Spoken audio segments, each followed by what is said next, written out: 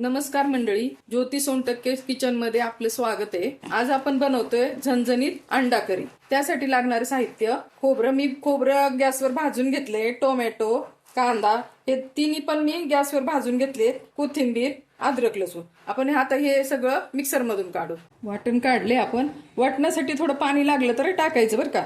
अगोदर आपण काय करू, अंड्याला थोडंसं लाल तिखट टाकून थोडंसं फ्राय करून घेऊ। थोडंसं लाल तिखट टाकते त्याच्यात। हे अंड्याला अशा थोड्याशा हे पाडून त्याच्यामध्ये मस्त फ्राय करून घेऊ। तिखटामध्ये थोडंसं छान असं परतून घेऊ।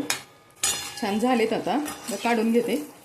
त्याच कढईमध्ये तेल टाकते भाजीसाठी। थोडीशी जिरे टाकते। हे कांदा खोबऱ्याचं वाटण टाकते।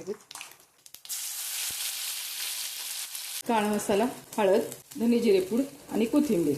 मी दुसरं काही टाकणार नाही, फक्त काळा मसालाच टाकणार आहे। थोडंसं पाणी टाकते। छान तेल सुटले बघा आता। हे मिक्सर मध्ये खोबरं ते वाटलेले ते थोडंसं पाणी मी टाकते त्याच्यात। अजून मीठ टाकते।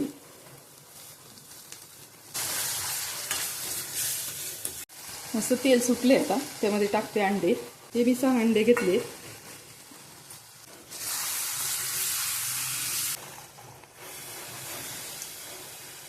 झाकून ठेवू आपण 1-2 मिनिटं शिजू देण्यासाठी। मी याच्यावरून थोडीशी पुदिन्याची ही बुकटी टाकते। मी ही पुदिन्याची बुकटी करून ठेवलेली आहे। पुदिना जास्त आणायचा आणि तो निवडून धुवून घरातच सुकवायचा आणि वाळल्यानंतर मिक्सर मधून बारीक करायचा। मी चिकन, मटन, बिर्याणी ह्याला आवर्जून पुदिना वापरते। बघा तुम्ही पण करून बघा, आवडून टाकून बघा, करून बघा, कसं लागतंय ते मला सांगा। छान झाली भाजी। अशा प्रकारे झाली बघा आपली अंड्याची झणझणीत रस्सा भाजी। एकदा करून बघा, लाईक करा, कमेंट करा, सबस्क्राईब करा, कमेंट करून सांगा कशी झाली, काय झाली। तुम्ही करून बघा।